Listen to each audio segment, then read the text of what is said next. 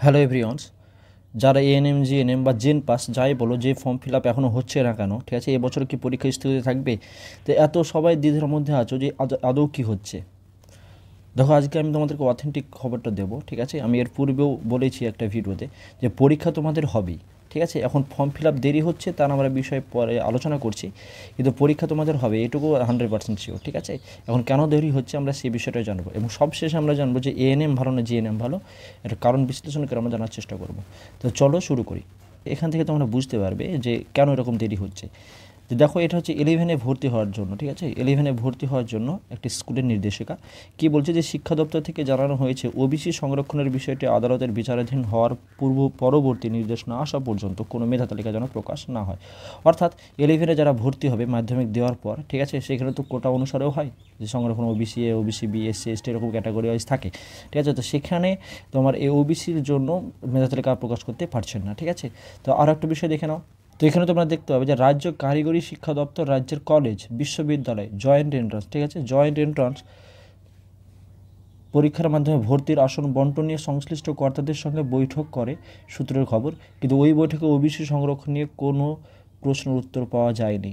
অর্থাৎ ওবিসি সংরক্ষণে যেহেতু কেস ম্যাটারটা চলছে, তাই সেখানে এই সংরক্ষণ বিষয়ে কোনো উত্তর এখনও পাওয়া যায়নি। এই পরিস্থিতিতে ওবিসি সংরক্ষণ নিয়ে কী করণীয় তা জানতে যাদবপুর বিশ্ববিদ্যালয়ে বেশ কয়েকদিন আগে চিঠি দিয়েছিল অনগ্রসর শ্রেণী কল্যাণ এবং উচ্চ শিক্ষা দপ্তরে, কিন্তু এখনও পর্যন্ত কোনো উত্তর দপ্তর থেকে বিশ্ববিদ্যালয় আসেনি বলে খবর। তাহলে ব্যাপারটা বুঝতে পারছো যে ওই ওবিসির জন্য তোমাদের এই যে ক্যাটাগরি ওয়াইজ যে সিটগুলো থাকে সেটা বন্টন করতে পারছে না, তো সেই কারণ থেকে নিয়ে হচ্ছে না অ্যাকচুয়ালি, ঠিক আছে।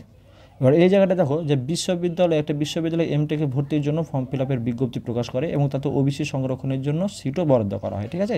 কিন্তু তাদের বক্তব্য হয়েছে যে রাজ্য সরকারের উত্তরের অপেক্ষায় আছে, ভর্তির বিজ্ঞপ্তি দেওয়া হয়েছে, তবে রাজ্যের উত্তর না আসা পর্যন্ত তারা কোনো কাজ করবে না, ঠিক আছে। তো অর্থাৎ তাদের উদ্দেশ্যেই যেমন বলবে তেমন করবে, ঠিক আছে। তার মানে দেখতে পাচ্ছ যে এই ওবিসির জন্যই সমস্ত ম্যাটারটা হয়ে আছে। দেখো, এখানে আমার মতামত, যেহেতু এরাও যেমন এমটেকের জন্য ফর্ম ফিল আপ শুরু করেছে, ঠিক আছে, আমিও মনে করি যে জেন পাস বলো কিংবা এনএমজিএনএ বলে সবারই অবশ্যই ফর্ম ফিল আপটা শুরু হয়ে যায়। কতদূর কেস ম্যাটার হচ্ছে সেই হিসাবে এখন দেখা যাবে। এই কাজ শেষ হতে ধরো যে ফর্ম ফিল আপ, তারপরে হচ্ছে গিয়ে পরীক্ষা, কাউন্সিলিং, পরীক্ষার পর্যন্ত, ঠিক আছে, পরীক্ষার রেজাল্ট, এই পর্যন্ত প্রায় 3 মাস সময় লেগেই যাবে। তাহলে এই 3 মাসের মধ্যে আশা করছি এটা শুরু হয়ে যাবে। তাহলে সেক্ষেত্রে আমার মনে হয় যে ফর্ম ফিল আপ অবশ্যই শুরু করে দেওয়া উচিত, ঠিক আছে। তো তোমাদের মন্তব্য অবশ্যই তোমরা জানাবে কমেন্ট সেকশানে, ঠিক আছে। এবার দেখো যে আমাদের মূল টপিক যে এএনএম এবং হচ্ছে জিএনএম, এটা কোনটা ভালো, ঠিক আছে। আমি এর পূর্বে যখন এএনএম জিএনএম ভিডিও করতাম তখন সবাই এএনএমকে প্রেফার করতো, ঠিক আছে, কিন্তু আমি বারংবারই বলতাম যে জিএনএম বেশি ফেভারেবল। কারণ হচ্ছে গিয়ে, তো আমি তোমার রিসেন্ট যে যে বিভিন্ন যে ভ্যাকান্সি বিষয়ে কিংবা জব বিষয়ে যে আমি তোমার ভিডিও আপলোড করছি, সেখানে আমরা যে সমস্ত তথ্যগুলো পাচ্ছি তাতে দেখা যাচ্ছে জিএনএমটাকে বেশি প্রেফার করছে, ঠিক আছে। জিএনএম হয়তো 1 ইয়ার এক্সপিরিয়েন্স অথবা 2 ইয়ার এক্সপিরিয়েন্স এরকম, এএনএমের পরিমাণটা খুবই কম। তো সেক্ষেত্রে আমার মনে হয় যে তোমরা জিএনএমকে বেশি প্রেফার করো এবং জিএনএমের জন্য পড়াশোনা করো। তোমরা যদি চাও এবং যদি ইচ্ছা থাকে এবং বাইরে অন্য অন্য স্টেটে যদি কাজ করার ইচ্ছে থাকে, তাহলে অবশ্যই তোমরা জিএনএম যারা করছো তারা খুব তাড়াতাড়ি জব পেয়ে যেতে পারো, ঠিক আছে।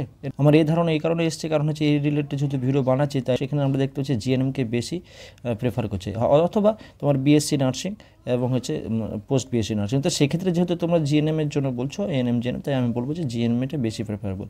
তো এই ছিল আমাদের ছোট্ট ভিডিও। তোমরা অবশ্যই চ্যানেলটি সাবস্ক্রাইব করো। আমরা এর পূর্বে আগের বছরে যারা এএনএম জিএনএম তোমার কলেজ চুজ, তারপর হচ্ছে কাউন্সিলিং, সমস্ত বিষয় নিয়ে আমরা ভিডিও আপলোড করেছিলাম, কীভাবে কলেজ চুজ করবে, কীভাবে অ্যারেঞ্জ করবে কলেজগুলোকে, সেই সমস্ত ভিডিওগুলো আমরা আপলোড করেছিলাম। তো আশা করছি তোমাদের হেল্প হবে। তাহলে অবশ্যই চ্যানেলটিকে সাবস্ক্রাইব করো এবং বন্ধুদের শেয়ার করো। ধন্যবাদ সকলকে, সবাই ভালো থাকো, সুস্থ থাকো।